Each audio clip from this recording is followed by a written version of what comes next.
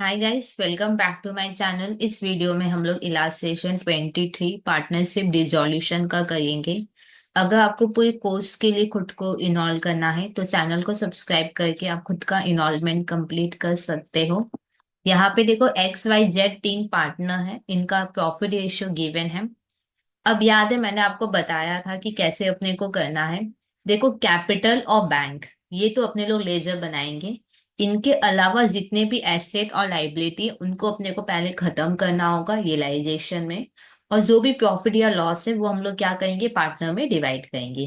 फिर अकॉर्डिंगली हम लोग सम करेंगे। फिर लास्ट में हम लोग ऑब्जर्व करेंगे कि अगर कोई ऐसे रह गया है सम में तो उसको हम लोग सेल कर देंगे बुक वैल्यू में। अगर कोई लाइबिलिटी रह गया है तो हम खुद से दिमाग लगाएंगे कि ये पक्का हमको पे करना है और इसको हम पे कर देंगे बुक वैल्यू में, हाँ या ना।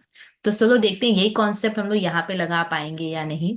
यहाँ पे देखो, कैपिटल गिवन है, लाइबिलिटी साइड में गिवन है तो क्रेडिट नेचर का हुआ। तो एक्स और वाई के क्रेडिट कॉलम में हम लोग लिखेंगे। क्रेडिट साइड में पहले जाएंगे, एक्स में लिखेंगे 40, वाई में लिखेंगे 30। ठीक है यानी अब कैपिटल में तो कैपिटल नहीं लिख सकते हो ना आप, तो फिर क्या लिखोगे, बैलेंस बीडी। तो यहाँ पे लिख देंगे बाई बैलेंस बीडी। फिर नेक्स्ट देखते हैं क्या है, रिजर्व फंड। रिजर्व मतलब प्रॉफिट जो कि क्या हो जाएगा, खत्म हो जाएगा। रिजर्व फंड 10,000 का है, इसको अपने लोग क्या करेंगे, खत्म कर देंगे। इसको मैं लिख कर समझाती हूँ। रिजर्व फंड है 10,000 का, हाँ या ना, जो कि ये क्या हो जाएगा, खत्म हो जाएगा। क्लियर मतलब क्या है कि पार्टनर में खत्म कर देंगे, पार्टनर में डिस्ट्रीब्यूट कर देंगे। रिजर्व फंड पता है क्रेडिट नेचर का होता है, इसको अगर आप खत्म करोगे तो ये डेबिट हो जाएगा। तो फिर जर्नल क्या होगा, रिजर्व फंड अकाउंट डेबिट 10,000। और ये हम लोग पार्टनर में डिस्ट्रीब्यूट कर देते हैं। तो फिर लिखेंगे to X capital account, to vice capital account, to Z capital account. ठीक है, ये रेशियो अपने को गिवन था 2:2:1, दैट इज 2/5, 2/5, 1/5। तो करके देखते हैं कितना होगा। इधर आएगा 4,000, 4,000, फिर 2,000। अब देखो रिजर्व फंड खत्म हो गया है। और यहाँ पे सिंपल है, देखो यहाँ पे तीन चीज बनते हैं, एक रियलाइजेशन, बैंक और कैपिटल, हाँ या ना। तो रिजर्व फंड तो मैंने बनाया नहीं है तो वहां पे आप क्या ही पोस्टिंग करोगे। कैपिटल अकाउंट मैंने बनाया है। क्रेडिट में जाएंगे, एक्स वाई जेड के कॉलम में लिखेंगे। क्रेडिट में जाएंगे, एक्स वाई जेड के कॉलम में लिखेंगे। क्या बोल के, by reserve fund, by reserve fund account. अब नेक्स्ट देखते हैं क्या है। अब देखो, ज्वाइंट लाइफ पॉलिसी फंड, ठीक है यानी, जो कि 10,000 का है। इसको मैं लिख के समझाती हूँ। ज्वाइंट लाइफ पॉलिसी फंड 10,000 का, हाँ या ना। इसको भी अपने लोग क्या करेंगे, खत्म कर देंगे। ठीक है, ये लाइबिलिटी में है, क्रेडिट नेचर का। खत्म करोगे तो फिर ये हो जाएगा डेबिट। तो जर्नल होगा joint life policy fund account debit. ये ये कोई मतलब रिजर्व की तरह नहीं है, तो ये रियलाइजेशन में खत्म होगा। तो टू रियलाइजेशन कर देंगे। ये कोई रिजर्व या पीएल नहीं है जो कि पार्टनर में डिवाइड होगा, ठीक है। तो ये नॉर्मली रियलाइजेशन में खत्म करेंगे। हम लोग रियलाइजेशन की क्रेडिट में लिखेंगे 10,000, रियलाइजेशन के क्रेडिट में 10,000 by joint life policy fund account. फिनेस देखते हैं क्या है। देखो, क्रेडिटर्स है 19,000 का, ठीक है। क्रेडिटर्स है 19,000 का, इसको लिख के समझते हैं। क्रेडिटर्स है 19,000 का। अब क्रेडिटर को हम लोग क्या करेंगे, खत्म करेंगे। क्रेडिटर को हम लोग क्या कर देंगे, खत्म। क्रेडिटर क्रेडिट नेचर का होता है, खत्म करोगे तो क्या होगा, डेबिट। तो जर्नल क्या होगा, क्रेडिटर अकाउंट डेबिट 19,000। और ये कहाँ खत्म होगा, जितने भी लाइबिलिटीज है वो रियलाइजेशन में खत्म होंगे। तो टू रियलाइजेशन अकाउंट 19,000।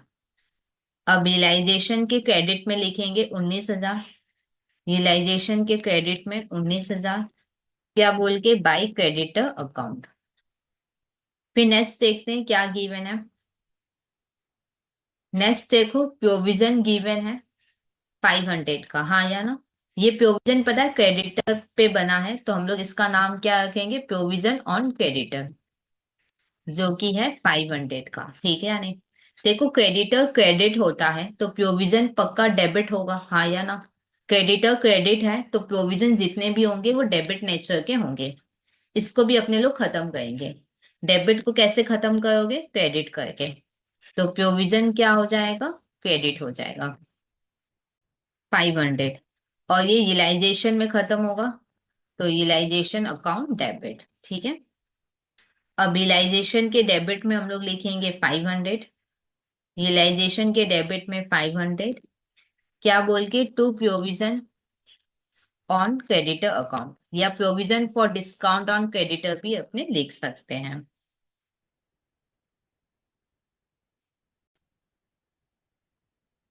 अब नेक्स्ट देखते हैं क्या लिखा हुआ है। देखो आउटस्टैंडिंग सैलरी है 2000, ठीक है। आउटस्टैंडिंग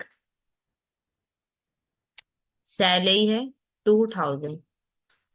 इसको भी अपने लोग क्या करेंगे, खत्म कर देंगे। जितने भी एसेट और लाइबिलिटी है उसको अपने लोग खत्म कर देंगे। तो इस लाइबिलिटी को भी अपने लोग क्या करेंगे, खत्म।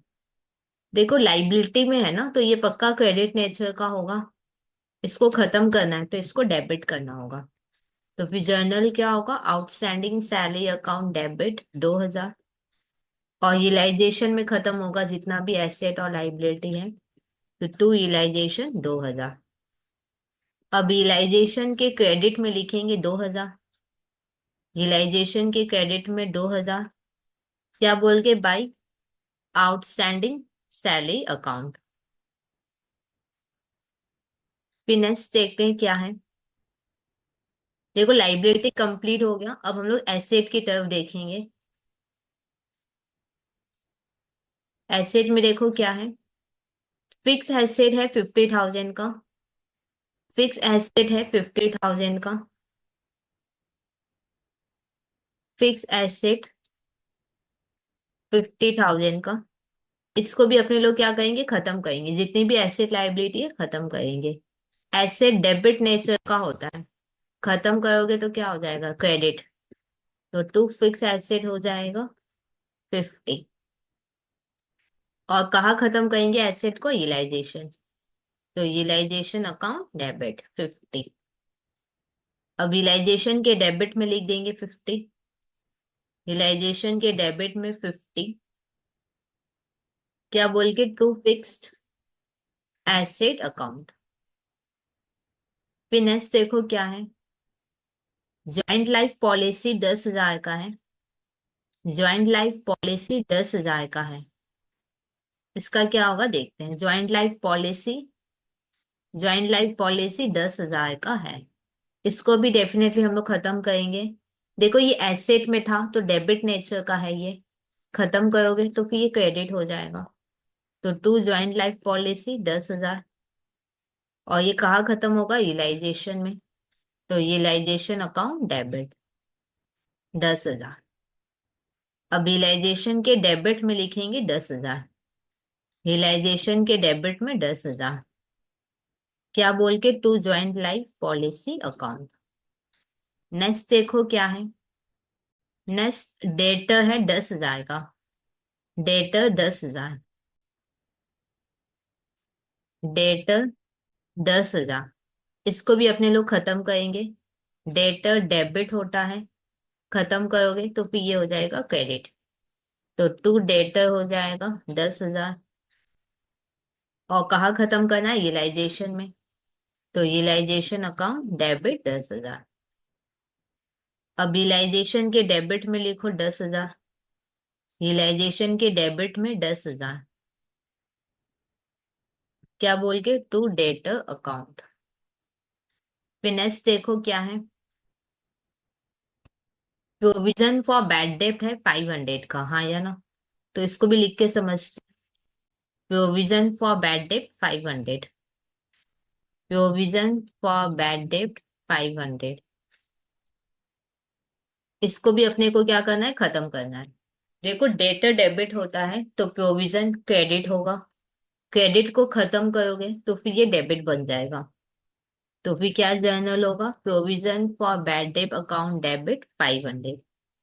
और कहाँ खत्म होगा, रियलाइजेशन में, तो टू रियलाइजेशन अकाउंट। अब रियलाइजेशन के क्रेडिट में लिखेंगे 500, रियलाइजेशन के क्रेडिट में 500, क्या बोल के, by provision for bad debt. Next देखते हैं क्या है। नेक्स्ट यहाँ पे देखते हैं क्या है।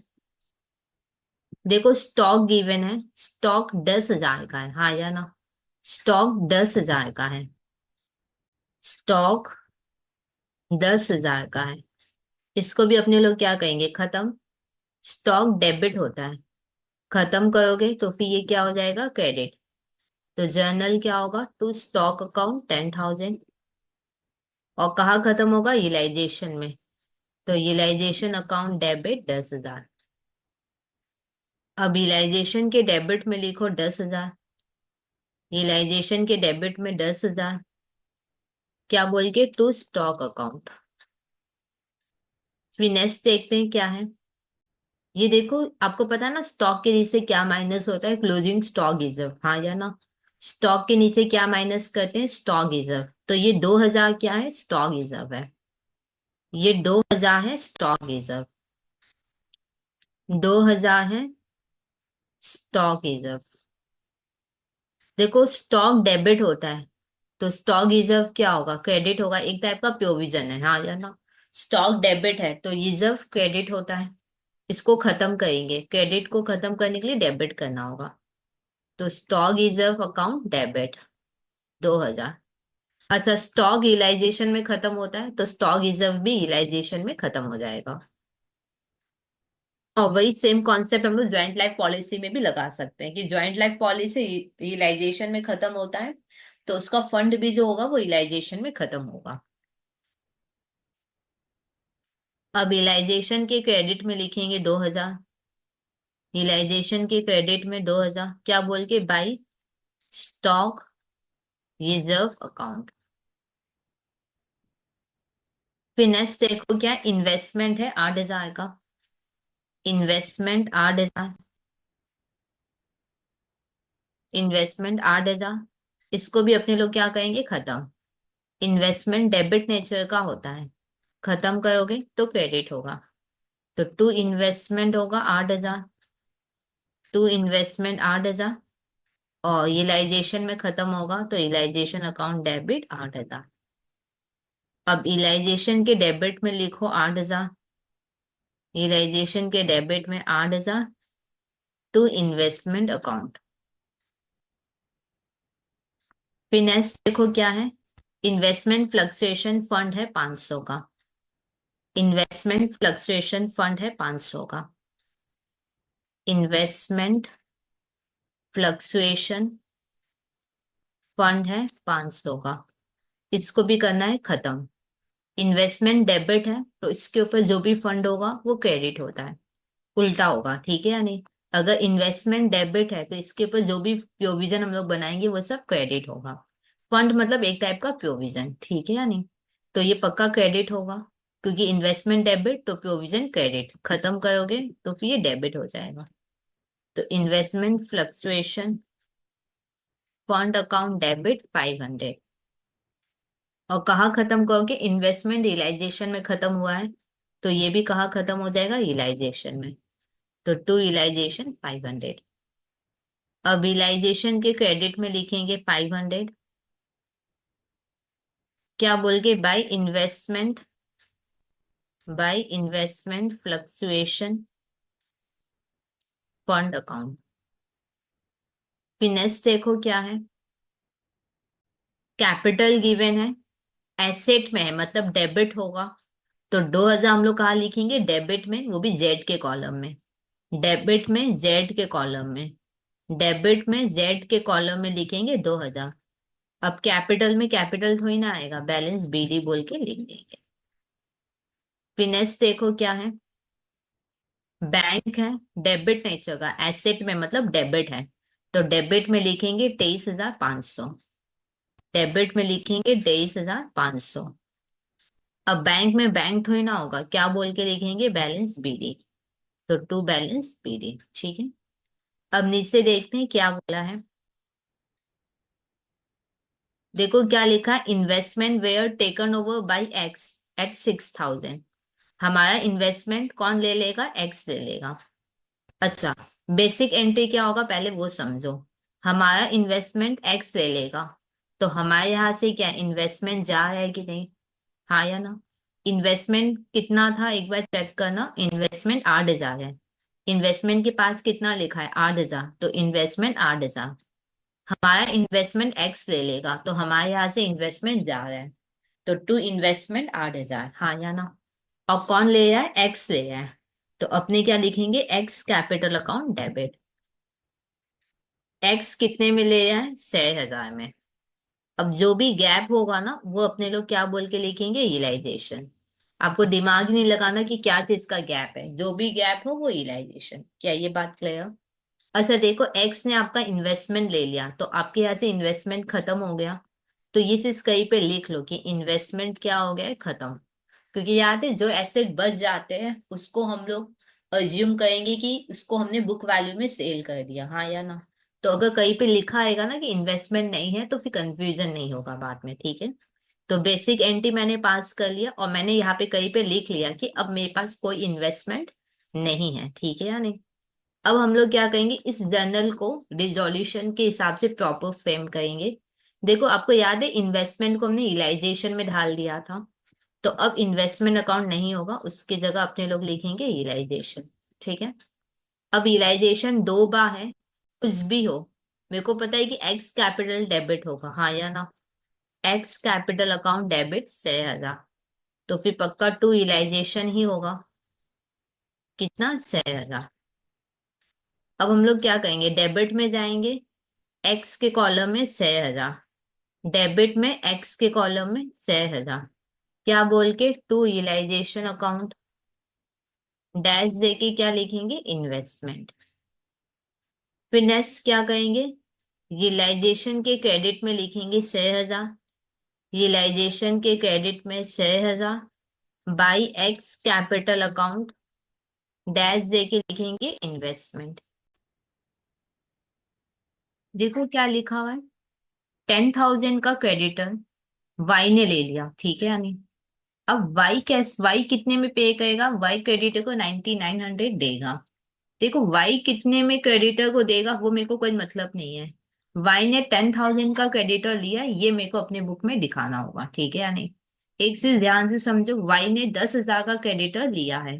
अब वाई कैसे पे करेगा, कितना पे करेगा, उससे मेरे को कोई मतलब नहीं है, ठीक है।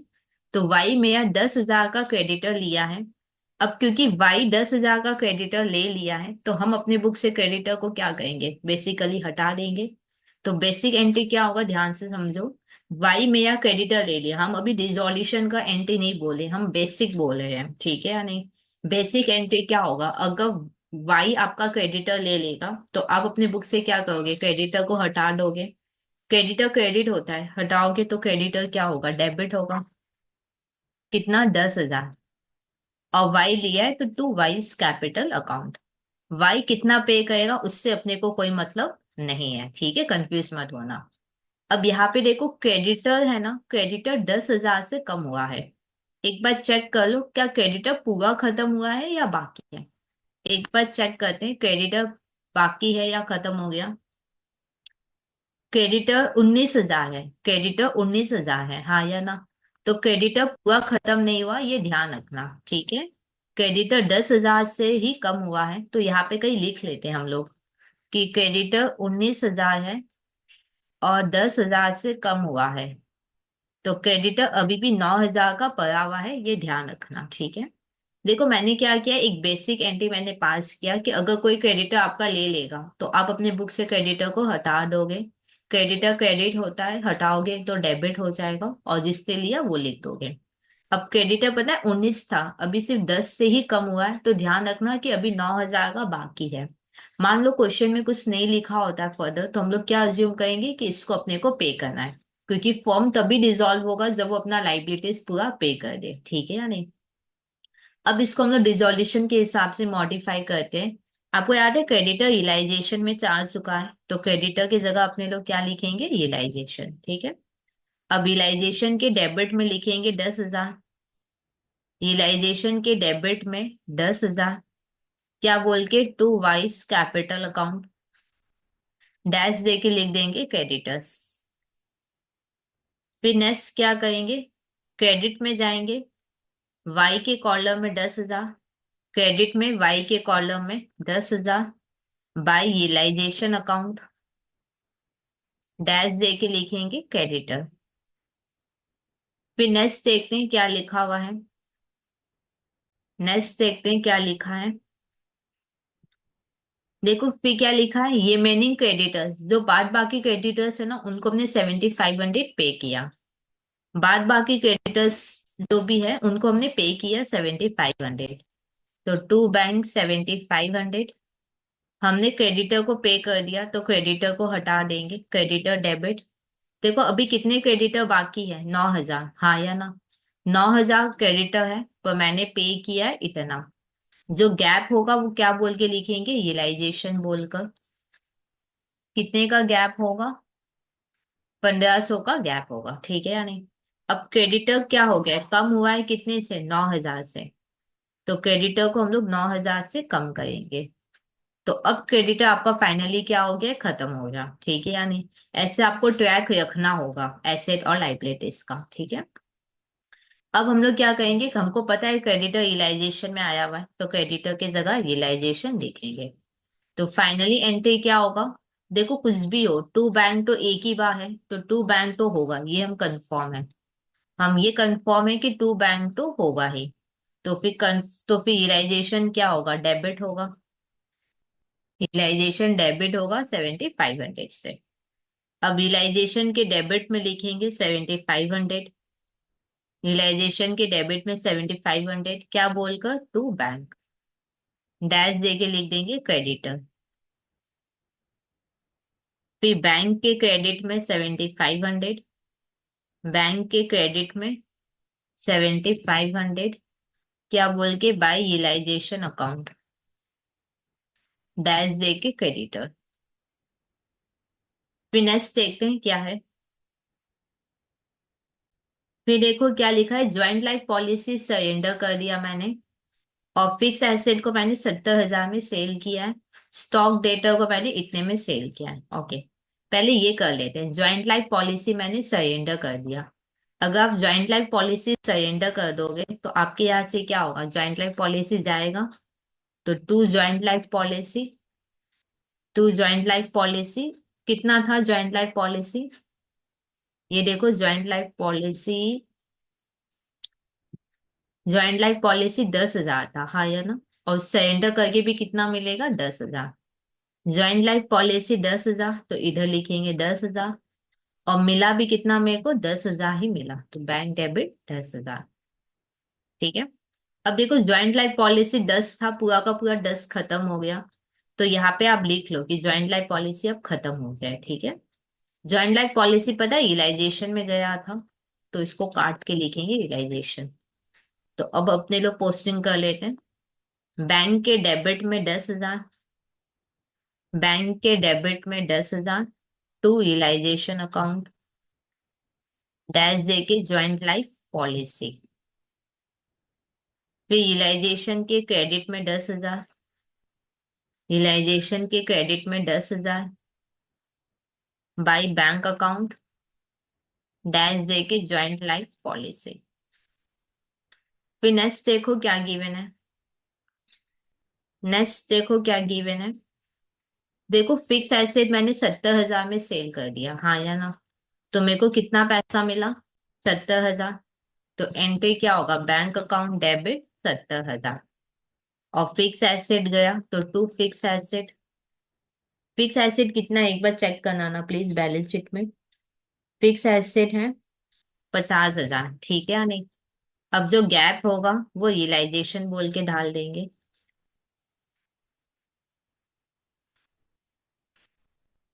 अब यहाँ पे देखो फिक्स एसेट सेल कर दिया, तो फिक्स एसेट पूरा का पूरा खत्म हो गया, 50 का 50, हाँ या ना। फिक्स एसेट पूरा खत्म हो गया, तो यहाँ लिख लो कि फिक्स एसेट पूरा खत्म हो गया है, ठीक है या नहीं। फिक्स एसेट हमने सेल कर दिया, पूरा फिक्स एसेट सेल कर दिया, हाँ या ना। अब आपको याद है फिक्स एसेट रियलाइजेशन में गया था, तो फिक्स एसेट की जगह क्या लिखेंगे, रियलाइजेशन। अल्टीमेट एंट्री पता है क्या होगा, बैंक टू डेबिट होगा ही, हाँ या ना। तो एंट्री क्या लिखेंगे, बैंक अकाउंट डेबिट 70,000। टू क्या हो जाएगा फिर, रियलाइजेशन 70,000। बैंक के डेबिट में 70 लिखेंगे, बैंक के डेबिट में 70।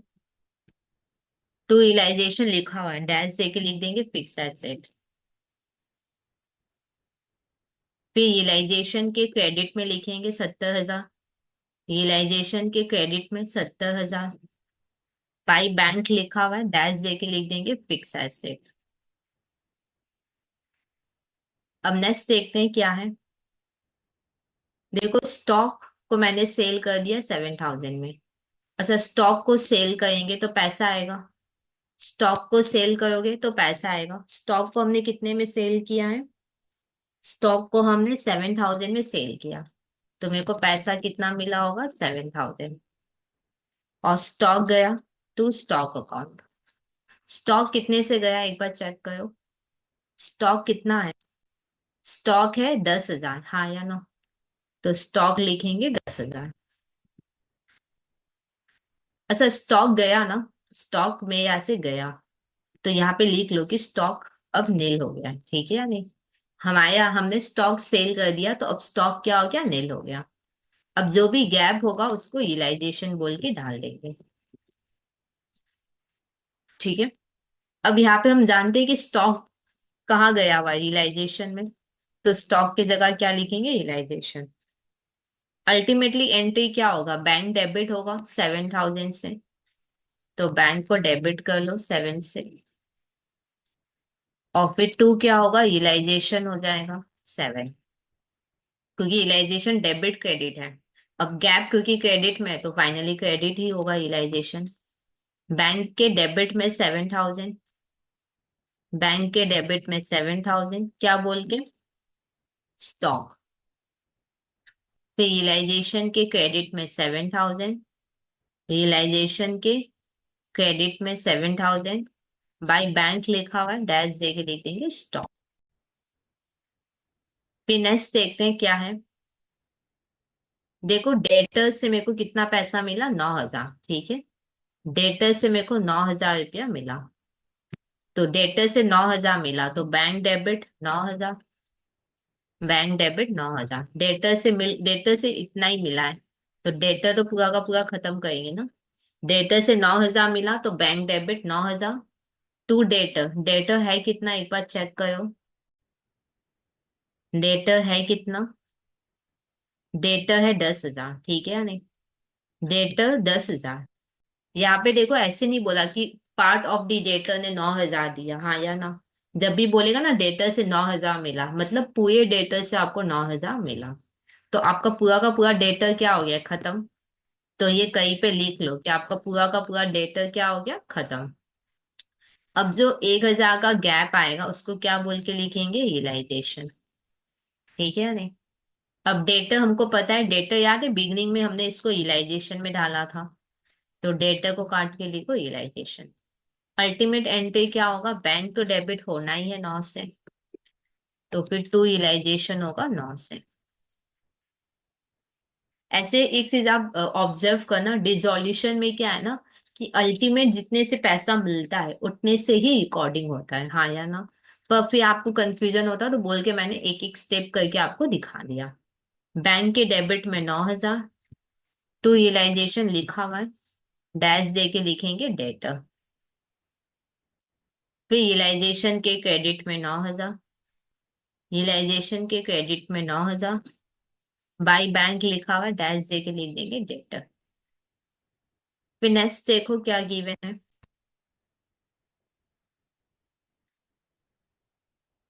अच्छा देखो, एक कस्टमर जिसका अकाउंट पहले बैड डे बोल के मैंने खत्म कर दिया था, अब मेरे को उससे 800 रुपया मिला है, ठीक है या नहीं। तो ये बैड डे रिकवरी हो गया। अब बोला है कि ये 9,000 में इंक्लूडेड नहीं है, ये लिखने का जरूरत ही नहीं है उनको, देखो डेटर अलग होता है, बैड डे रिकवरी अलग होता है। समझ में आया कि नहीं? 800 रुपया पहले बैड डे हो गया था, अब आप रिकवर किए हो, तो ये हुआ बैड डे रिकवरी। इसको डेटर अकाउंट से कोई मतलब है भी नहीं। यहाँ पे जैसे लिख दिया है कि ऊपर में नहीं इंक्लूडेड था डेटर में। अगर नहीं भी बोलता ना तो भी ये इंक्लूडेड नहीं होता। क्यों? क्योंकि ये तो डेटर से मिला है और ये मेरा बैड डे रिकवरी है, दोनों में बहुत फर्क है। ठीक है या नहीं? अब देखो यहाँ पे डूबा हुआ पैसा अगर मेरे को मिल जाएगा तो एंट्री क्या होगा बताओ। डूबा हुआ पैसा मिल गया तो क्या लिखेंगे? बैंक अकाउंट डेबिट 800, और टू बैड डे रिकवरी लिखेंगे, हाँ या ना? अब बैड डे रिकवरी थोड़ी ना होगा, उसकी जगह अपने लोग क्या करेंगे? रियलाइजेशन। देखो अल्टीमेटली तीन ही लेजर होंगे, एक कैपिटल, बैंक और रियलाइजेशन। आप बैड डे रिकवरी ये सब लेजर नहीं खोल सकते हो। तो जो भी नया नया लेजर अगर आपको दिख रहा है तो उनकी जगह आप क्या ओपन करोगे? रियलाइजेशन, जो कि है 800। बैंक के डेबिट में लिखेंगे 800। टू रियलाइजेशन लिखा हुआ है, डैश दे के लिख देंगे बैड डेब्ट रिकवरी, बैड डेब्ट रिकवरी। अब रियलाइजेशन के क्रेडिट में लिखेंगे 800। रियलाइजेशन के क्रेडिट में 800 बाई बैंक लिखा हुआ है, डैश दे के लिखेंगे बैड डेब्ट रिकवरी। फिर नेक्स्ट देखते हैं क्या है। हाँ ये वाला बहुत अच्छा है, एकदम अच्छे से समझना, मैं भी ट्राई करूंगी आपको सिंपल वे में बताने का। यहाँ पे देखो एक अनरिकॉर्डेड एसेट है 3,000 का, ठीक है या नहीं? इसमें से आधा, आधा मतलब 1,500 का अनरिकॉर्डेड एसेट मैंने अनरिकॉर्डेड लाइबिलिटी को दे दिया, और हिसाब मैंने सेटल किया है 2,500 में, ठीक है या नहीं? देखो मेरे पास अनरिकॉर्डेड एसेट था 3,000 का, जिसमें मैंने आधा मतलब 1,500 अनरिकॉर्डेड एसेट इस लाइबिलिटी को पकड़ा दिया, ठीक है या नहीं? और ये लाइबिलिटी भी खुद अनरिकॉर्डेड है, हाँ या ना? और मैंने हिसाब कितने में सेटल किया? इस अनरिकॉर्डेड लाइबिलिटी का 2,500 में सेटल किया, ठीक है या नहीं? सेटल किया मतलब पे कितना किया आपने? 2,500। और आधा जो 1,500 का इन्वेस्टमेंट था उसको मैंने सेल कर दिया 1,300 में। एक पॉइंट मैं पहले आपको दिखाती हूँ, फिर मैं यहाँ पे आऊंगी वापस। यहाँ पे एक पॉइंट है, ध्यान से समझना क्या लिखा हुआ है। देखो क्या लिखा है, अनरिकॉर्डेड एसेट और अनरिकॉर्डेड लाइबिलिटी रिकॉर्डेड नहीं था बुक में। अब क्या है कि अगर मान लो कुछ एसेट को हम यूज कर रहे हैं ऐसे लाइबिलिटी को पे करने में, तो ये बुक में रिकॉर्डेड नहीं होगा, इसको इग्नोर करना है, ठीक है या नहीं? लेकिन मान लो अनरिकॉर्डेड एसेट हम सेल कर रहे हैं तो उसको हम क्या करेंगे? रिकॉर्ड करेंगे। कहने का मतलब क्या है कि मान लो मैंने कुछ अनरिकॉर्डेड एसेट दिया है अनरिकॉर्डेड लाइबिलिटी पे करने के लिए, तो बुक में कोई इफेक्ट आएगा ही नहीं, उसको इग्नोर करना है, मतलब ना के बराबर। ना के बराबर मतलब मान लो कि वो पॉइंट नहीं होता तो भी कोई प्रॉब्लम नहीं है, ठीक है या नहीं? अब बहुत जन को पता है कंफ्यूजन क्या होता है, मैं बताती हूँ। बहुत जन को क्या कंफ्यूजन हुआ है मैं बताती हूँ। यहाँ पे क्या लिखा हुआ था नीचे कि अगर कोई अनरिकॉर्डेड एसेट आपने दिया है अनरिकॉर्डेड लाइबिलिटी पे करने के लिए, अब उसको इग्नोर कर दो, मतलब मान लो कि वो है ही नहीं, सब में कोई फर्क ही नहीं पड़ता आपको, हाँ या ना? अब आपको पता है क्या कंफ्यूजन किसी को हुआ होगा, मैं बताती हूँ।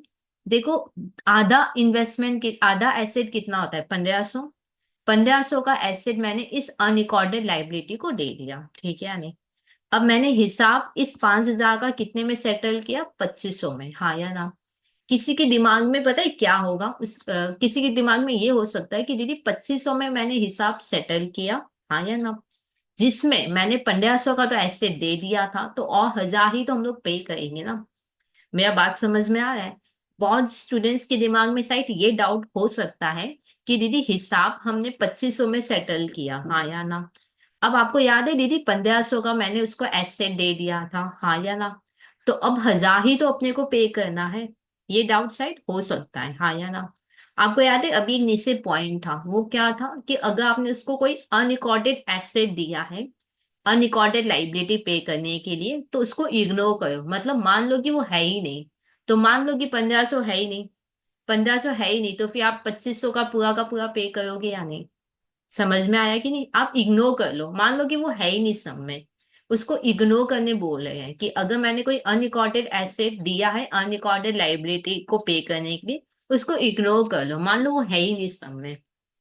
तो अगर हम इग्नोर करेंगे तो फिर बताओ, फिर हिसाब अगर 2500 में सेटल हुआ है, उस अनरिकॉर्डेड एसेट को अगर हम इग्नोर कर रहे हैं, तो फिर पे कितना करोगे? 2500 का 2500 ही पे करोगे। बात समझ में आया कि नहीं? 2500 में हिसाब सेटल हुआ है, अनरिकॉर्डेड एसेट वाले को इग्नोर करो, मान लो वो है ही नहीं सम में, ना के बराबर है। तो इस केस में भी आप कितना पे करोगे? 2500 ही पे करोगे। तो एंट्री भी अपने को कितने का करना होगा? 2500 का करना होगा। क्या ये बात क्लियर? उन लोग कहते हैं कि अनरिकॉर्डेड एसेट जो आपने दिया ना, उसको इग्नोर करो, दिमाग में लो ही मत। तो फिर इस केस में फिर पेमेंट भी कितने का किए होंगे? हिसाब 2500 में सेटल किए हैं हम, तो फिर पे भी कितना किए होंगे इस केस में? अगर एसेट लेते तो फिर 1000 होता, बात सही था। पर यहाँ पे अनरिकॉर्डेड एसेट को इग्नोर करना है, तो फिर पूरा का पूरा 2500 ही पे किए होंगे हम, हाँ या ना? क्योंकि हम 2500 रुपया पे किए हैं, तो एंट्री क्या होगा? टू बैंक 2500, हाँ या ना? और अनरिकॉर्डेड लाइबिलिटी ये सब कुछ नहीं आएगा, उसके जगह होगा रियलाइजेशन। क्या ये बात क्लियर है कि नहीं? आई होप आपको क्लियर हो गया होगा। अगर नहीं हुआ है तो आप लिख सकते हो, कमेंट सेक्शन में लिख देना। मैं डाउट्स से एक शॉर्ट वीडियो बना के उसमें मैं अपलोड कर दूंगी, बट आई होप आपको हो गया होगा क्लियर। डाउट आपका क्या हो सकता है कि दीदी 2500 में हिसाब सेटल कर रहे हैं, 1500 का तो एसेट दे दिए थे, तो 1000 ही तो और पे करेंगे। पर क्वेश्चन में बोला है कि अनरिकॉर्डेड एसेट जो आपने दिया है अनरिकॉर्डेड लाइबिलिटी के लिए, उसको इग्नोर कर दो। तो उस केस में अगर हम इग्नोर करेंगे तो फिर कितना पे करना होगा? फिर तो पूरा 2500 पे करना पड़ेगा ना कैश। ठीक है या नहीं? तो यहाँ पे क्या होगा, हमने 2500 पे किया है, तो टू बैंक 2500। और फिर कोई नया अकाउंट, अनरिकॉर्डेड लाइबिलिटी कुछ नहीं दिखाना, कोई नया अकाउंट नहीं खुलेगा, तो रियलाइजेशन डेबिट। अच्छा, एक और हम लोग लगता हाथ कर लेते हैं। आधा इन्वेस्टमेंट, आधा अनरिकॉर्डेड इन्वेस्टमेंट है, उसको हमने 1300 में सेल कर दिया। याद है अभी लिखा था कि जितने में सेल किया बस वो ले लो, और अपने को कोई मतलब नहीं है। ठीक है या नहीं? 1300 में सेल किया, तो पैसा कितना मिला होगा? 1300, बैंक अकाउंट डेबिट 1300। ठीक है, कुछ नहीं करना, अनरिकॉर्डेड एसेट टू, कुछ नहीं करना, कुछ नहीं करना। टू क्या हो जाएगा? रियलाइजेशन। ठीक है, अब अपने लोग इसका करेंगे पोस्टिंग। रियलाइजेशन के डेबिट में लिखेंगे 2500, रियलाइजेशन के डेबिट में 2500। टू बैंक लिखा हुआ है, ये हमने अनरिकॉर्डेड लाइबिलिटी पे किया था, तो डैश दे के लिखेंगे अनरिकॉर्डेड लाइबिलिटी। अब बैंक के क्रेडिट में लिखेंगे 2500, बैंक के क्रेडिट में 2500 बाय रियलाइजेशन लिखा हुआ है, डैश दे के लिखेंगे अनरिकॉर्डेड लाइबिलिटी। फिर नेक्स्ट देखो, बैंक के डेबिट में होगा 1300, बैंक के डेबिट में 1300, टू रियलाइजेशन हुआ है, डैश दे के क्या लिखेंगे? Unrecorded asset. अनरिकॉर्डेड एसेट ही तो हमने सेल किया था। फिर रियलाइजेशन के क्रेडिट में 1300, रियलाइजेशन के क्रेडिट में,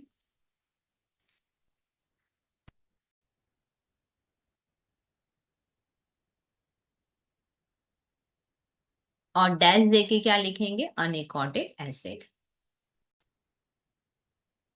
देखो, वाई ने रिस्पॉन्सिबिलिटी लिया है कि वो डिसॉल्यूशन का जो भी प्रोसेस होगा वो कंप्लीट कर देगा, और उसके बदले हम लोग उसको क्या देंगे? सैलरी देंगे। ठीक है, यानी कैसे सैलरी देंगे? उसके कैपिटल में डाल देंगे, हाँ या ना?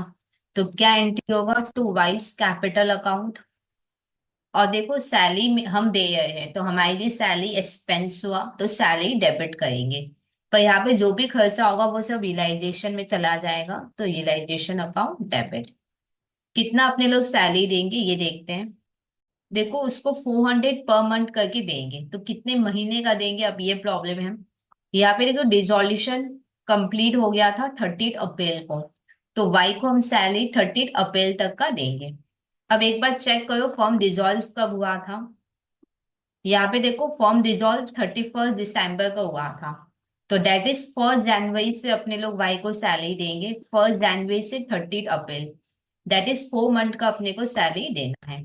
तो 400 × 4, 1600 हो जाएगा।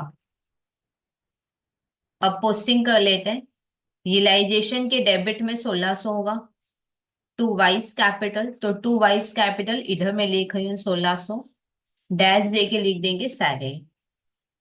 फिर नेक्स्ट अपने कहा जाएंगे? क्रेडिट में जाएंगे, वाई के कॉलम में 1600, क्रेडिट में वाई के कॉलम में 1600 रियलाइजेशन लिखा हुआ है, डैश दे के लिख देंगे सैलरी। अब देखो यहाँ पे आगे क्या लिखा है। देखो एक्चुअल खर्चा 1100 लगा है, ये खर्चा कौन बियर करेगा? डेफिनेटली हम बंद हो गए हैं तो फर्म ही बियर करेगा। फर्म बंद हुआ है तो ये खर्चा फर्म बियर करेगा, ठीक है या नहीं? तो खर्चे का एंट्री क्या होता है? एक्सपेंस डेबिट टू बैंक होता है, हाँ या ना? बेसिक एंट्री एक्सपेंस का क्या होता है? Expense account debit to bank. कितना था? 1100। ओके। अब यहाँ पे देखो एक्सपेंस तो नहीं आएगा, एक्सपेंस को काट के अपने लोग क्या लिख देंगे? यूटिलाइजेशन। देखो एक डाउट किसी का हो सकता है, वो ये कि दीदी हम लोग वाई को सैलरी दे रहे हैं तो फिर खर्चा क्या हम भी ये करेंगे या वाई करेगा? देखो यहाँ पे ना ऐसा कहीं नहीं लिखा है कि वाई को हम सैलरी दे रहे हैं और जो भी खर्चा है अब वाई जाने। इतने अच्छे से लिखा हो तभी आप खर्चा वाई के हिस्से में डालोगे। क्या ये बात क्लियर? ध्यान से सुनो मैं क्या कह रही हूँ। अगर क्वेश्चन में एकदम साफ साफ लिखा होता कि वाई को हम सैलरी देंगे और जो भी खर्चा है वो वाई जाने का, ठीक है या ना, तब डेफिनेटली ये एक्सपेंस हम नहीं दिखाते, फिर वाई जाने का वाई ही अपने बुक में दिखाता। यहाँ पे ऐसा कुछ भी नहीं लिखा हुआ है तो हम लोग नहीं अज्यूम करेंगे कि वाई गारंटी वाई मतलब कि वाई के हिस्से में एक्सपेंस जाएगा। क्या मेरा बात क्लियर है कि नहीं? यहाँ पे ऐसा कुछ लिखा नहीं कि वाई उसके बाद सारा खर्चा वो बियर करेगा, ऐसा कहीं लिखा नहीं है। तो हम लोग वैसा अज्यूम फिर नहीं करेंगे, ठीक है या नहीं? कुछ नहीं लिखा तो हम ही बियर करेंगे खर्चा। क्या ये बात क्लियर? अब हम लोग पोस्टिंग कर लेते हैं। रियलाइजेशन के डेबिट में 1100 होगा टू बैंक। 1100 क्या बोल के? Dissolution expense. Dissolution expense. अब बैंक के क्रेडिट में लिखेंगे 1100। बैंक के क्रेडिट में लिखेंगे 1100। बाई रियलाइजेशन लिखा हुआ है, डैश दे के लिख देंगे डिसोल्यूशन एक्सपेंस। फिर नेक्स्ट देखो क्या गिवन है। अब देखो और कुछ भी नहीं है, कंप्लीटेड है। अब आप बोलोगे दीदी सम टैली कर लेते हैं, बिल्कुल भी नहीं। एक बार चेक करोगे कि सारे एसेट और लाइबिलिटी हो गए हैं कि नहीं। जैसे कैपिटल अकाउंट मैंने बनाया था, ये सब रिजर्व फंड तो पार्टनर में डिवाइड हो गया। ज्वाइंट लाइफ पॉलिसी फंड ये कोई एक्सटर्नल लाइबिलिटी नहीं जो हम पे करेंगे, ठीक है या नहीं? तो इसके बारे में आपको नहीं सोचना है। क्रेडिटर चेक कर लो 19,000 का क्रेडिटर खत्म हुआ है कि नहीं। एक बार चेक करो 19,000 का क्रेडिटर खत्म, देखो क्रेडिटर नील है, क्रेडिटर यहाँ पे खत्म हो गया।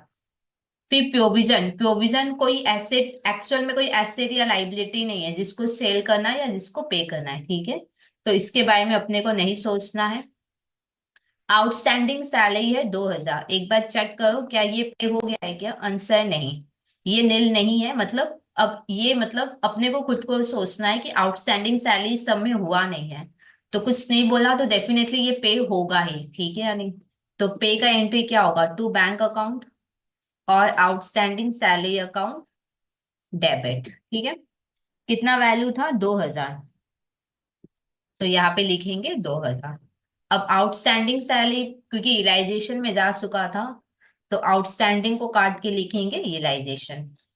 अब रियलाइजेशन के डेबिट में लिखेंगे, रियलाइजेशन के डेबिट में 2,000 टू बैंक। 2,000 टू बैंक लिखा हुआ है, डैश दे के लिखेंगे आउटस्टैंडिंग सैलरी। फिर नेक्स्ट बैंक के क्रेडिट में 2,000, बैंक के क्रेडिट में 2,000 बाय रियलाइजेशन लिखा हुआ है, डैश दे के लिख देंगे आउटस्टैंडिंग सैलरी। फिर नेक्स्ट देखो क्या है। लाइबिलिटी कंप्लीट हो गया, अब हम लोग एसेट में आते हैं। फिक्स एसेट, एक बार चेक कर लो कि क्या ये खत्म हो गया है कि नहीं। ये देखो फिक्स एसेट खत्म हो गया। फिर ज्वाइंट लाइफ पॉलिसी भी था जो कि खत्म हो गया, हाँ या ना? नीचे ज्वाइंट लाइफ पॉलिसी था तो मैंने वो भी लगता हाथ बता दिया।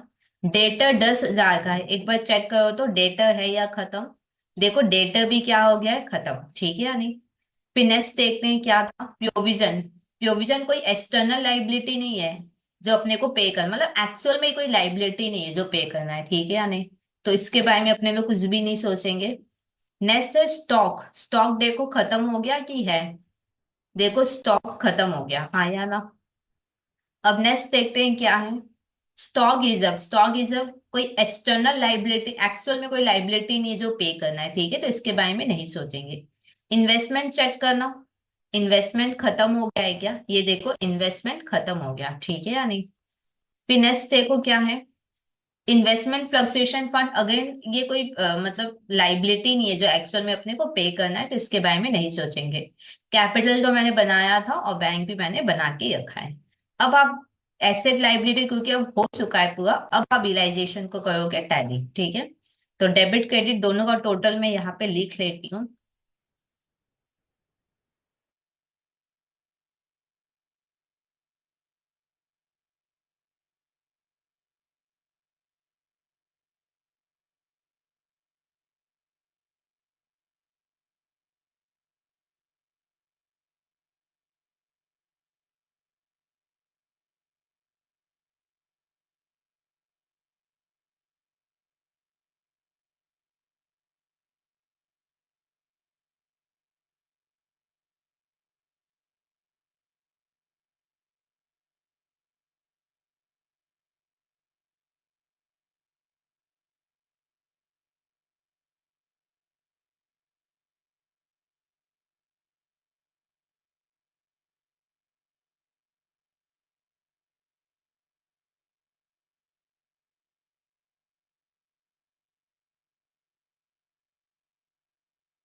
अब देखो यहाँ पे क्रेडिट ज्यादा है, तो फिर डेफिनेटली टोटल यहीं पे लिखेंगे, 138 100, 138 100।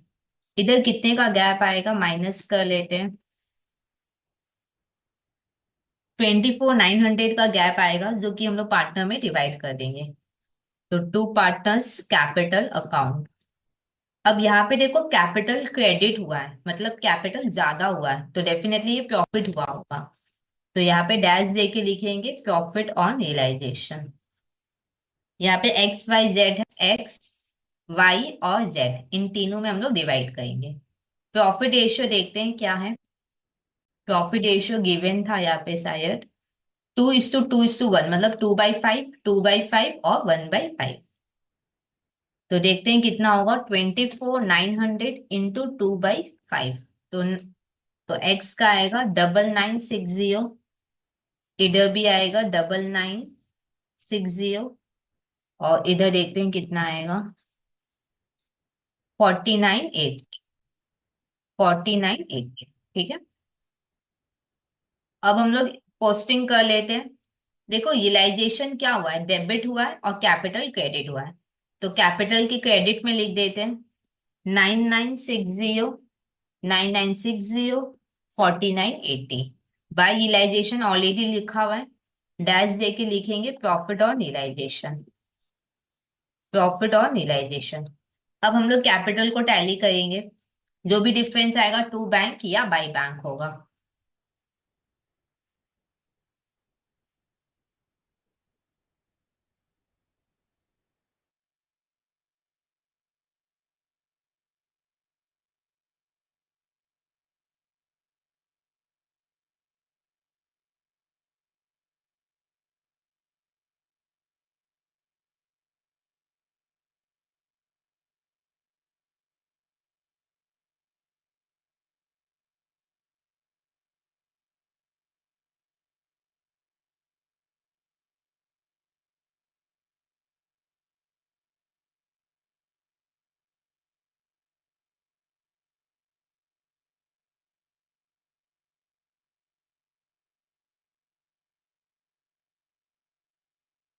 देखो यही पे डिफरेंस आया है, तो टू बैंक हो जाएगा। अब यहाँ पे देखो कैपिटल डेबिट, बैंक क्रेडिट। तो बैंक के क्रेडिट में लिख देते हैं 47,960, 47,960, 47,960, 555, 60, 4980, 4980, ठीक है। क्या बोल के, by X capital account, by vice capital account, by Jades capital account. अब अपने को क्या है कि बैंक अकाउंट टैली करना है, अगर दोनों तरफ इक्वल आ गया तो सम सही है, अदरवाइज कुछ गलती हुआ हो।